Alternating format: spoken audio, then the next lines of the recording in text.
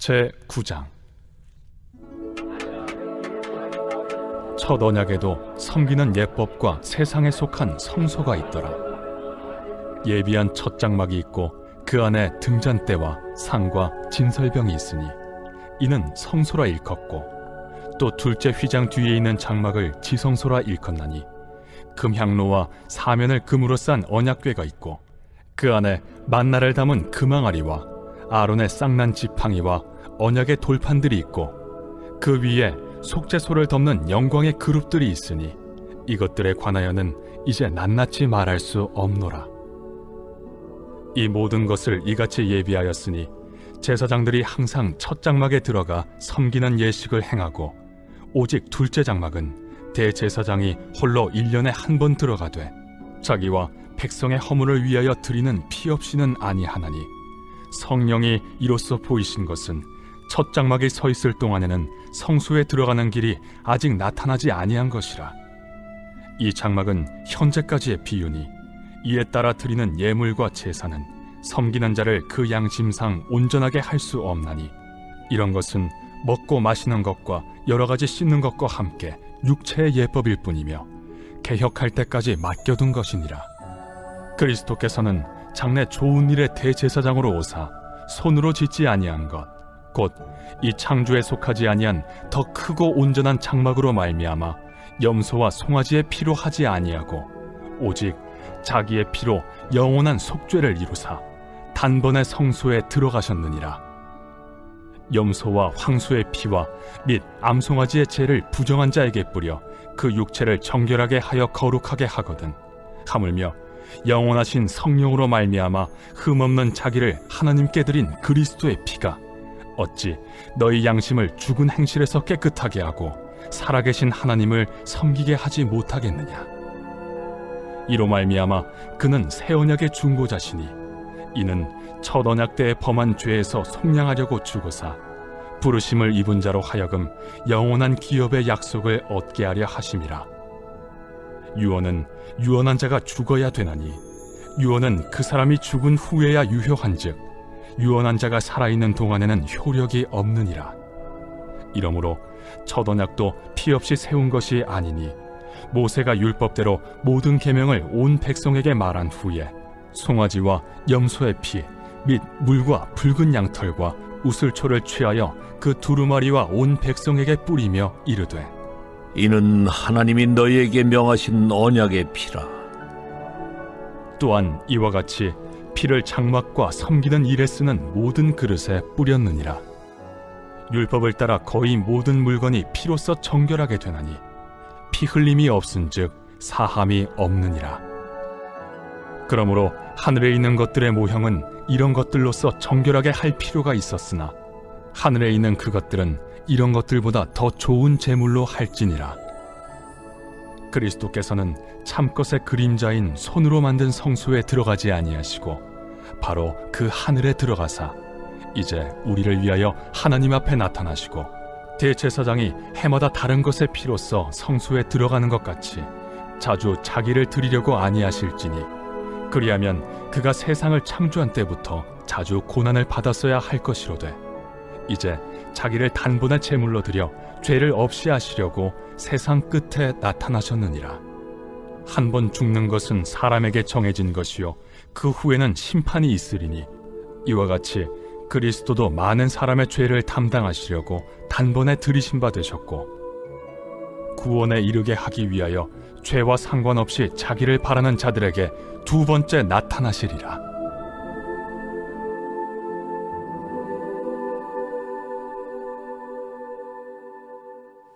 우리에게 주어진 날들을 살아가는 동안 우리는 여러 가지 삶의 태도를 가지고 살아갈 수 있습니다. 기대감과 설레임으로 오늘 주어진 하루를 살 수 있고 또 내일을 맞이할 수도 있습니다. 그러나 우리가 살아가는 시간이 참 두렵게 느껴지고 또 맞이하지 않았으면 좋겠다라고 느껴질 만큼 고통스럽고 또 힘겨운 삶의 시간을 보내는 사람도 분명히 있을 겁니다. 우리 모든 전자의 삶을 꿈꾸며 살아가죠. 정직하게 여러분의 삶을 한번 잘 점검해 볼 수 있기를 바랍니다. 여러분, 내일에 대한 소망이 있습니까? 아니면 내일에 대한 두려움으로 살아가고 있습니까? 어쩌면 내일이라는 시간을 여러분께 제시하면 그러면 좀 더 희망적이고 긍정적일 수 있을 것 같습니다. 그 시간의 길이를 좀 길게 누려보겠습니다. 여러분의 삶이 오늘 당장 이제 마치고 주님 앞에 심판대 앞에 서는 어떤 그날이라고 생각해 보십시오. 주님 앞에 선 그날 여러분 기대가 되십니까? 아니면 미루고 싶으십니까? 할 수만 있다면 최대한 미루고 싶은 것이 우리의 본성일 겁니다. 왜냐하면 우리는 매일매일의 삶을 돌아보고 점검해 볼 때 내 자신의 삶이 아직 주님 앞에 나아가기에 충분하지 못하거나 준비되어 있지 못하면서 살아가는 이들의 모습이 대부분이기 때문에 그렇죠. 그럼 역으로 이렇게도 질문해 볼 수 있을 겁니다. 얼만큼 준비가 되면 주님 앞에 당당하게 설 수 있겠습니까? 여러분이 질문 안에는 모순이 있습니다. 여러분, 우리가 준비가 잘 되어야 주님 앞에 설 수 있습니까? 아니죠. 우리가 하나님의 거룩한 보좌 앞에 설 수 있는 유일한 희망, 또 유일한 이유가 있다면 내가 오늘을 잘 살기 때문이 아닙니다. 여전히 연약하고 여전히 부족한 우리의 삶이지만 예수 그리스도의 보혈의 공로를 힘입어서 우리를 대신하여서 죽으신 예수 그리스도의 희생 제물 되심의 은혜를 힘입어서 그 은혜로 인하여 담대히 하나님 앞에 나아갈 수 있는 것이지, 우리가 오늘을 충분히 잘 살면, 우리의 시간이 조금 더 충분해서 좀 더 거룩과 성화의 삶을 나 스스로 이루어 살면, 그러면 주님의 심판대 앞에 서는 그날 내가 조금 더 당당할 수 있겠다 생각하는 것 자체가 교만입니다. 우리는 그럴 수 없는 존재들이기 때문에 그렇습니다. 때문에 마지막 때를 향한 우리의 삶의 태도도 그래서 여러 가지 다양한 삶의 태도를 가지고 살아갑니다. 주님이 속히 오셨으면 좋겠다고 생각하는 사람도 있고, 주님이 더디 오셨으면 좋겠다고 생각하는 사람도 있습니다. 여러분 어떻습니까? 주님이 빨리 오셨으면 좋겠습니까? 늦게 오셨으면 좋겠습니까? 권사님들은 대부분 빨리 오셨으면 좋겠다고 말씀하시는 분들이 비율로 볼 때 더 많더라고요. 근데 젊을수록, 또 청년과 어린아이일수록 주님이 아직 오시지 않았으면 좋겠다고 말할 확률이 훨씬 높죠. 왜 그렇습니까? 세상에서 내가 못해본 게 더 많다고 여기는 것이 청년의 때를 살고 있는 지체들의 특징이기 때문에 그렇습니다. 이 땅에서의 삶에 미련이 있는 것이죠. 이 땅에서의 삶에 내가 마음껏 해보고 싶은 것들이 여전히 존재한다는 것입니다. 그러나 우리가 진짜 영혼의 삶을 꿈꾸는 사람이라면, 그리고 하나님의 나라의 실제를 오늘 내가 온전한 믿음으로 받아내는 삶을 살고 있다면, 오늘 우리의 삶에 주님을 대망하고 주님의 다시 오심을 갈망하는 삶, 아멘 주 예수여 어서 오시옵소서 마라나타의 고백을 하는 사람들은 정말 그 하나님의 나라를, 실제를 경험하고 싶은 사람들의 모습이라고 생각됩니다. 분명히 구약의 백성들뿐만 아니라 이스라엘 백성들에게 하나님은 모형을 허락하셨습니다. 성막을 가르쳐 주셔서 하나님의 지시와 방법을 따라 성막을 짓게 하셨습니다. 다윗의 간절한 청원에 의해서 성전을 짓게도 하셨습니다. 여러분, 이 모든 것들은 다 모형입니다. 그런데 그 모형임에도 불구하고, 그 모형임에도 무엇은 실제였습니까? 하나님 되심으로 임재하시는 사건만은 실제였습니다. 때문에 모형이지만 모형 속에 임재하시는 하나님의 실제를 경험함을 통하여서 우리는 무엇을 갈망하는 삶을 삽니까? 영원한 하나님 나라의 실제, 그리고 그 실제 안에서의 삶을 살아가는 우리의 영원한 삶은 우리에게 예비되어져 있는 가장 아름답고 복된 삶이다라고도 말할 수 있습니다. 그런데 우리의 삶은 여전히 모형에 마음을 뺏기고 모형이라고 말하는 세상의 것에 더 집착하여서 실제라고 말하는 영원한 것에 가치를 부여하고 살아가는 것을 허상이라고 여기며 살아가기도 합니다. 우리가 바라는 천국을 세상 사람들은 다른 단어로 이야기합니다. 우리는 천국을 우리가 실제로 누리게 될 하나님의 나라, 하나님의 도성이라고 말하지만 세상은 그 하나님의 나라를 유토피아라고 이야기합니다. 유토피아라는 뜻이 무엇이죠? 없는 세상입니다. 존재하지 않는, 경험할 수 없는 세상이라는 말 아닙니까? 그럼 우리 그리스도인들도 정직하게 오늘 내 삶에 천국에 대한, 하나님 나라에 대한 우리의 자세를 잘 생각해 보아야 합니다. 과연 우리는 유토피아를 꿈꾸며 살아가고 있는 것인지, 아니면 주님이 우리를 신부로 맞이하실 그 천상의 모습, 이것을 우리의 삶에 실제로 우리가 믿고 고백하며 갈망하고 살아가고 있는지 우리의 영적인 삶을 매일 매순간 진단해야 한다는 것입니다. 히브리서 기자가 오늘 편지하고 있는 최초의 독자들, 초대교회 공동체 안에 있는 성도들은 그 주님의 다시 오심을 기대했을까요? 아니면 미뤄두고 싶었을까요? 이들은 주님의 다시 오심을 갈망하고 대망했습니다. 왜 그랬을까요? 삶에 경험하는 현실의 고통의 문제가 너무나 큰 것이었기 때문에 그렇습니다. 저희 어렸을 때 어머님이 저희 3남매를 양육하시면서 힘들 때마다 입버릇처럼 이렇게 간혹 말씀하셨던 게 떠올라요. 아유, 주님 빨리 오셔야 되는데. 요즘 제가 그러고 있더라고요. 아유, 주님 빨리 오셔야 되는데. 주님의 다시 오심을 기다리는 우리의 삶의 고백 속에는 무엇이 있냐면, 이 땅의 탄식을 끝내고 싶은, 이 땅의 고통을 종식시키고 싶은, 더 이상 이 고통의 세상 가운데서 내가 오늘을 살면서 이 모든 것들을 감당해내고 싶지 않은 우리의 마음에 그런 절박함이 있습니다.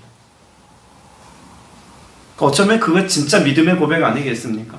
주님이 다시 오시면 이 땅의 고통과 슬픔과 눈물은 다 끝이 나고 주님이 다스리시는 그 나라가 되어서 진정한 우리의 삶의 안식과 평안과 기쁨을 누리게 된다는 소망의 고백을 우리가 고백하는 것인지도 모르겠습니다.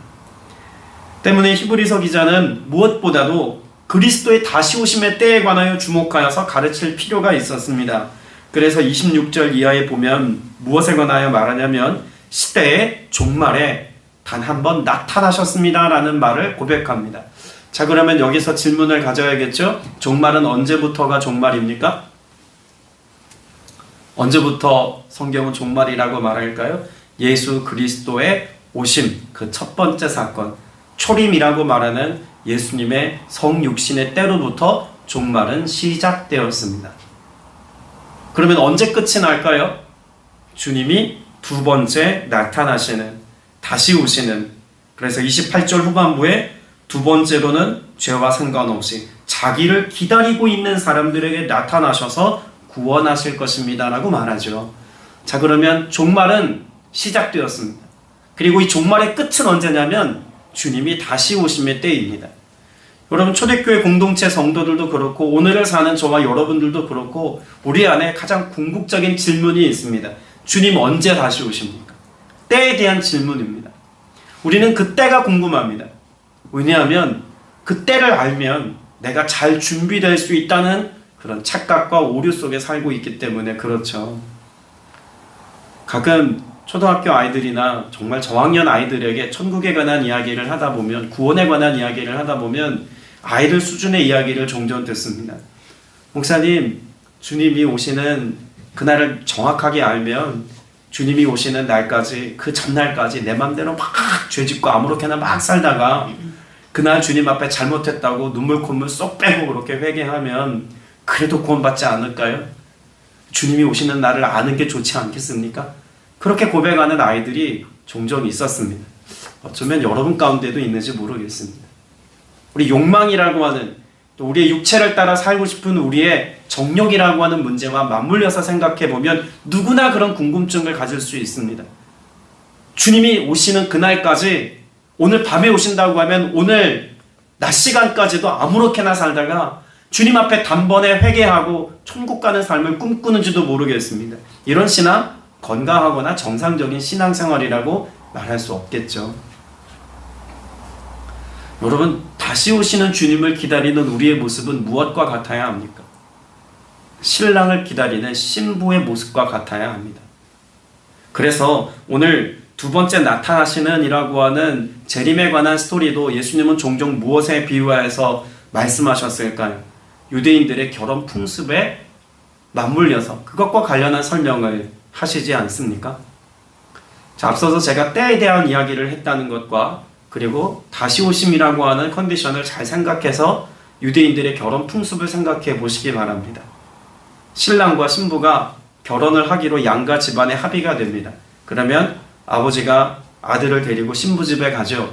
그럼 신부 집에 가서 무엇합니까? 정혼합니다. 결혼을 정하는 겁니다. 흔히 약혼이라고도 하죠. 결혼을 약속하는 겁니다. 그때부터 부부 관계는 성립입니다. 정혼의 때부터 부부예요. 그러나 합방하지 않습니다. 아버지가 정혼을 하고 나면 아들을 데리고 집으로 옵니다. 아버지 집으로 오는 거죠. 그럼 아버지 집에서 아들은 무엇을 준비합니까? 신부와 함께 살 집을 준비합니다. 그러면 이 집을 짓고 있는 동안에 아버지는 아들의 모습을 계속 봅니다.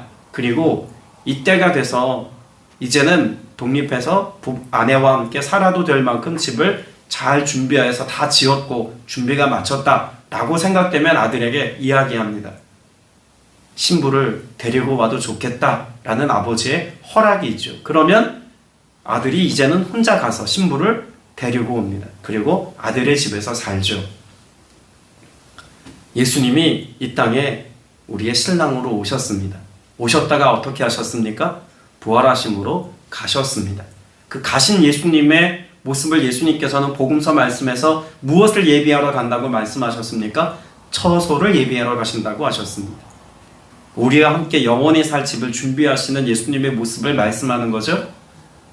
그런데 예수님께 대하여 사람들이 질문했습니다. 제자들도 질문했고 예수님을 따르는 무리들이 질문했습니다. 그러면 그 마지막 때가 언제입니까? 여러분이 마지막 때는 주님의 준비가 끝나고 아버지께서 그 아들에게 이제 다시 가라 라고 말할 때입니다. 그래서 예수님께서는 그 때와 기한에 관하여서는 너의 알 바 아니요 라고 말씀합니다. 알 바 아닌다는 것은 지금 예수님이 그것을 말씀하실 수도 없다는 이야기입니다. 이건 누구의 권한에 두었기 때문에 그렇습니까?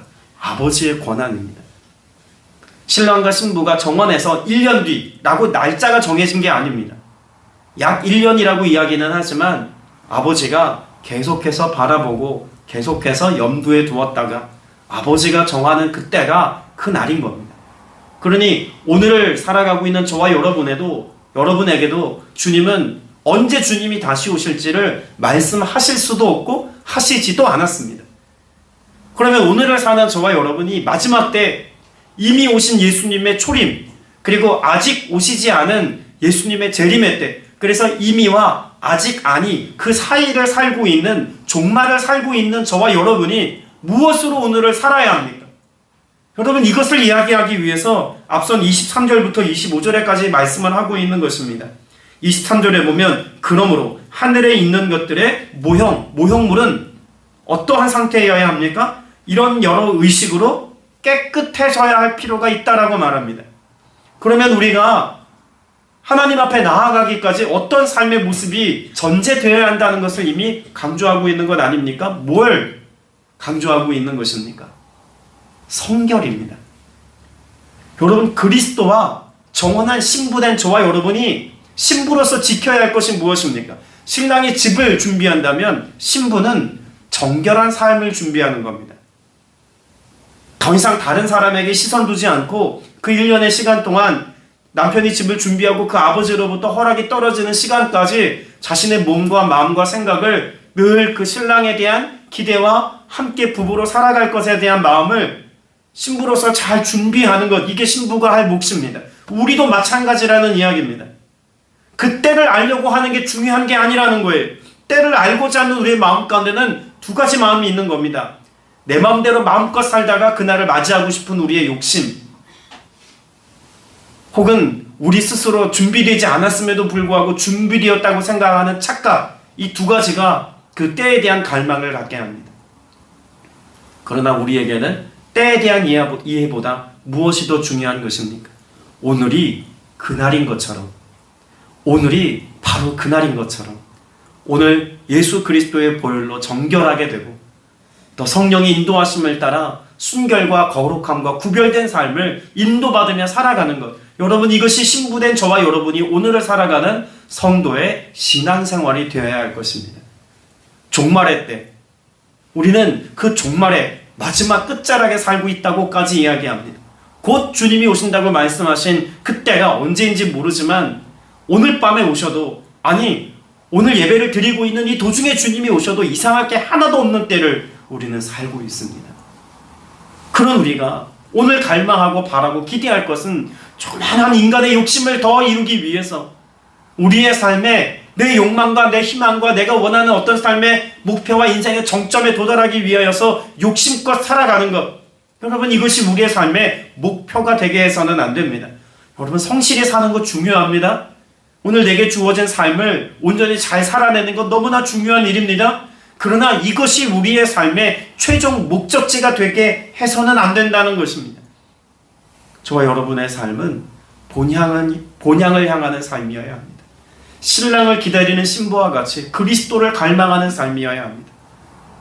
모형 속에 우리가 살고 있지만 그 실제가 이루어지는 그날을 바라보는 삶을 우리가 살아야 하는 것 아니겠습니까? 주님은 이 일을 위하여서 무엇 하셨다고 말씀합니까? 28절 말씀에 보면 이와 같이 그리스도께서도 많은 사람의 죄를 짊어지셨다고 말씀합니다. 주님이 우리의 모든 죄를 짊어지셨고 담당하셨습니다. 이미 우리가 그 주님을 믿는 믿음 안에서 주님이 흘리신 보혈로 정케 됐고 성령께서 우리의 삶 가운데 인도하여 주셔서 그런 신랑 되신 예수님께로 나아갈 수 있는 모든 길을 알려주시고 가르쳐 주십니다. 때문에 오늘 저와 여러분이 그와 같은 삶을 오늘 살면서 세상의 것에 마음 뺏기며 살아가지 아니하도록 또다시 깨어 기도하고 말씀 앞에 서는 삶을, 또 진짜가 우리에게 주어지는 그날의 삶을 이 모형 가운데 살고 있는 우리의 삶에서 연습하고 또 훈련하고 그 기쁨을 맛보는 것입니다. 주님이 우리에게 무엇을 약속하셨습니까? 두세 사람이 내 이름으로 모인 그곳에 내가 그들 중에 있겠다고 말씀하셨습니다. 왜 우리 가운데 임재해 계시겠다고 말씀합니까? 비록 모형의 세상이지만, 비록 실제가 아닌 이 땅의 삶이지만 하나님의 임재의 기쁨을 우리에게 맛보게 하셔서 영원을 바라보고 영원을 꿈꾸는 삶을 살아갈 수 있도록 하시기 위해서, 이 기쁨을 누리는 삶이 영원토록 주어지는 삶을 갈망하게 하시기 위해서 주님은 우리에게 이것을 오늘 또 맛보아 알게 하십니다. 자, 그러면 우리에게 영원한 삶은 끝입니까? 새로운 영원의 시작입니까? 새로운 시작입니다. 그러나 그 시작을 주님의 심판대 앞에 섰을 때 기쁨으로 맞이할 건지, 슬픔으로 맞이할 건지, 설레임으로 맞이할 건지, 두려움으로 맞이할 건지, 그건 오늘 모형이라 말하는 이 세상 가운데서 우리가 어떤 삶을 살았는지로 인하여 결정됩니다. 주님을 맞이하는 저와 여러분의 모습이 설렘과 기대감으로 가득할 수 있기를 바랍니다. 여러분, 말씀을 맺으면서 이런 이야기를 좀 나누고 싶습니다. 여러분, 아침에 눈을 딱 떴을 때 그 눈을 뜨는 새로운 시작의 삶이 기대가 되십니까? 청년들을 양육하면, 직장 생활을 하는 청년들과 함께 교제하다 보면, 목사님 눈을 딱 떴을 때 몸이 아팠으면 좋겠습니다. 눈을 딱 떴는데 아직 밤이었으면 좋겠습니다. 이런 이야기들을 종종 들어요. 왜 그런 이야기를 합니까? 직장에 나가는 게 지옥에 끌려가는 것만큼 싫은 거예요. 그게 싫은 겁니다. 그러니까 오늘이 싫은 거죠. 근데 저는요, 너무나 감사하게도 눈을 딱 떴을 때 기쁩니다. 오늘도 예배하는 삶의 지경 가운데 나간다는 게 설레이고 기쁘고, 오늘은 어떻게 주님이 나를 통해 말씀하실까? 그런 것들이 설레이고 기대가 돼요. 너무 다행이지 않습니까? 제가 오늘 눈을 아침에 딱 떴는데 새벽에 교회 안 가고 싶다, 교회 가기 싫다, 그런 마음이 들면 여러분에게 얼마나 많이 났습니까? 근데 제 안에 설레임이 있고 기대가 있습니다. 제가 뭘 잘 준비해서가 아니에요. 오늘 이곳에서 주님이 또 무엇을 일하실까, 또 어떻게 역사하실까, 또 무엇을 말씀하실까, 이런 설레임이 있기 때문에 우리는 오늘을 눈 뜨며 시작하는 그 시간이 기다려지는 것 아니겠습니까? 여러분의 삶이 매일매일 그렇게 주님의 임재를 갈망하고 예배 가운데 말씀하시는 주님을 대망하는 마음과 같아서 그렇게 하루의 삶이 대망하는 삶이고 기대와 주의 일을 바라는 삶이 되셔서 그 행하시고 일하시는 주님을 깊이 만나는 은혜가 모두에게 있게 되시기를 주님의 이름으로 축복합니다. 기도드리겠습니다. 주님, 우리의 시선은 늘 땅에 있습니다. 이스라엘 백성들이 그 땅의 회복, 나라의 회복, 민족의 회복을 꿈꾸느라 영원한 하나님의 나라를 바라보지 못했고 오시겠다고 약속한 메시아도 알아보지 못했던 것처럼 주님, 우리의 시선이 땅에 있지 않는가 늘 점검해 봅니다. 주님, 보좌에 앉으셔서 여전히 우리를 가르치시고 인도하시고 교훈하시는 것을 믿습니다. 약속하신 성령님 통하여서 그 길로 우리의 삶을 견인하시고 또 보호하시는 줄로 믿습니다. 주님, 우리의 삶이 예수 그리스도의 보혈로 정케되었고 그래서 성령이 임재하심을 따라 늘 거룩하고 구별된 신부로서의 삶을 살아갈 능력도 허락하셨다는 것을 믿습니다. 주님, 우리가 오늘을 살아가며 내가 꿈꾸고 소원하고 바라는 야망과 목표만을 위해서 달려가는 인본적인 삶이 아니라 주님을 향해서 주님을 바라보고 주를 위해서 주님의 말씀을 쫓아 성령의 인도하심을 따라 순종하여 합당한 열매를 맺으며 그리스도의 신부로서의 구별된 삶을 살아갈 수 있는 모두가 되어지기를 원하오니 성령님 정케하시고 권능으로 역사하시고 성령님 인도하시고 보호하여 주시옵소서. 주께서 오늘도 큰 은혜와 사랑으로 역사하실 것을 믿사옵고 살아계신 우리 구주 예수 그리스도 이름으로 간절히 기도드렸사옵나이다. 아멘.